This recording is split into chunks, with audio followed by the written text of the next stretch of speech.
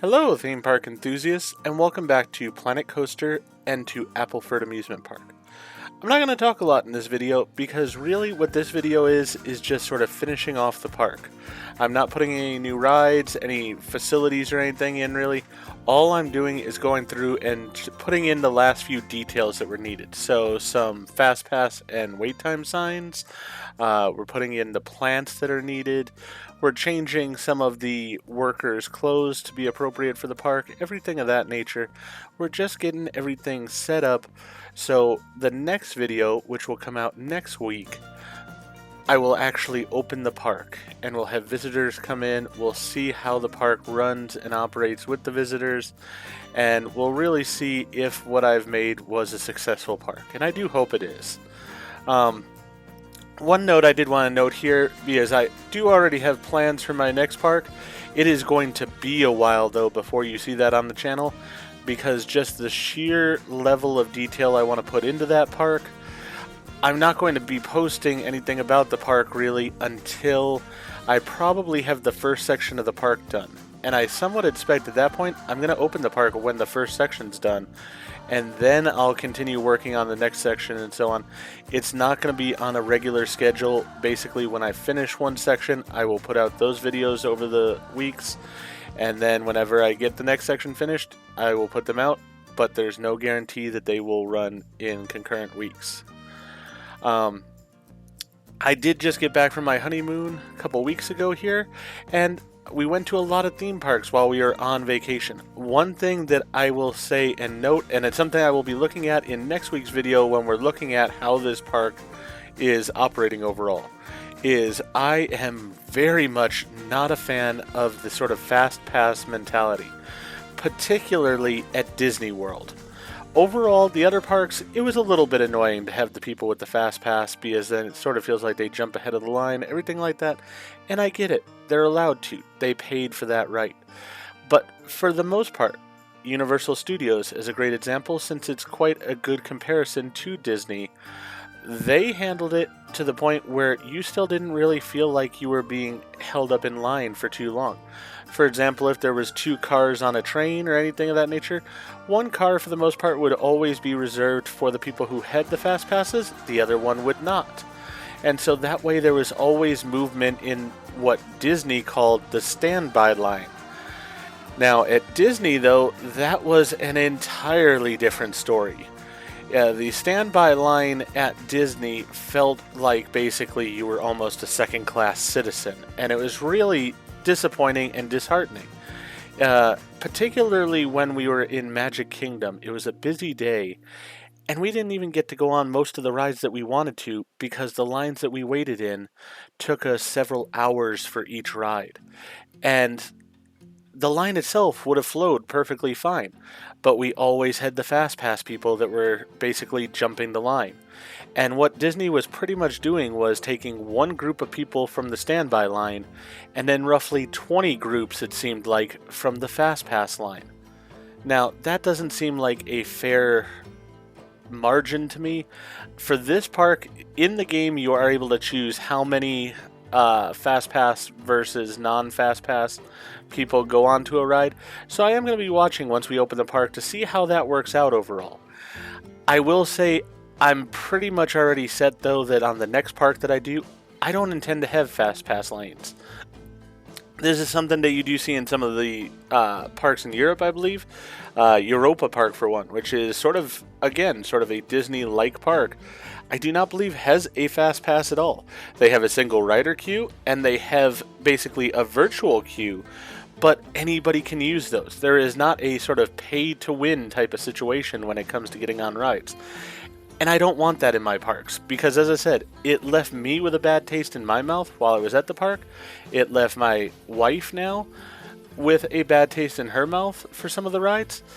And no one who spends the money that they're going to on a park like a Disney and such should be left with that bad feeling because of the fact that somebody else paid a little bit more money and therefore was privileged over you. So whenever I do the next park, I don't plan on using the Fast Pass whatsoever. This park, I already had pretty much integrated into everything. I had the information center set up. I'm not going to change that in this park at this point in time. But I am going to sort of keep an eye on it, and hopefully it will make it where the park still works properly. Now, as I said, there are some things that I'm going to have to look at and may have to adjust when we actually open the park to visitors. But for the most part, you're going to see in this video that everything, I think, is as buttoned up as I'm going to have it. Pretty much, I think it's at the point where I'm going to publish it on the workshop, but we will open the park, let it run a little bit to make sure that there's no unexpected difficulties with the park. I have hired all the staff I needed. I also promoted them and gave them a little bit of a pay raise to hopefully improve their feelings, which is exactly what you're seeing right here. I'm changing their colors over to the Appleford Amusement Park colors, and then I'm going to give them those raises and teach them. So hopefully improves their moods, and we won't have everybody quitting right away. But with that being said, I did speed this video up to pretty much the fastest that my video editing software will allow, and it still, I believe, comes in at roughly a 38-minute video. Not going to talk through all of it. If you're interested in seeing flowers put down and lights put down, things of that nature, by all means, enjoy the video. But I just want to put this out there of this is how I finished off the park overall, so that way anyone who was interested would be able to see that. For reality, as far as how long this took, I spent probably close to 8 hours on what you're going to see in the next 38 or 30 so minutes now. It was an extensive project to do, and it was really a pain in the butt. But I'm proud of it. I'm proud of the way that Appleford Amusement Park has come together. As I said from the beginning, this park was not based on any park in the real world. This was based on a story, a short story that I had in my mind, and that I wanted to somewhat in a way bring to life. And I'm pleased with what I've been able to bring to life here. Now, there are things that I experienced while in the amusement parks and theme parks on my honeymoon that have taught me a bit, and I will be making changes based on what I learned from that. But for now, though, I'm pleased with what we've got here in this park. I hope that you are too, and I hope that you enjoy the final product.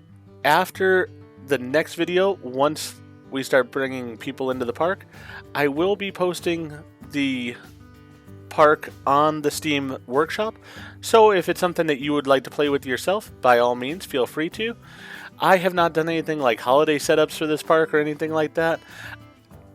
I didn't do a night show for the park. These are things that I sort of recognize I probably could have done, maybe should have done, and I'm not saying that I won't come back to this park at some point in time. In a way, this is sort of my baby because of the fact that it is directly from my mind. I will say that the next park I'm creating is not something that actually exists right now, but it is not entirely my idea. And you'll just have to tune in to find out what that is when it comes out.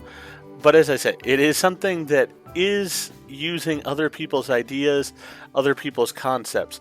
So while I'm going to really work hard on it and put an enormous amount of detail into it, it's not going to feel as personal in some ways as this park does.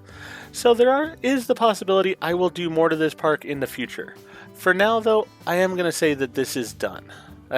In the words of Nerd Chacho, who is one of the great theme park builders here on Planet Coaster, I'm going to use the done for now stamp on this. It is done for now.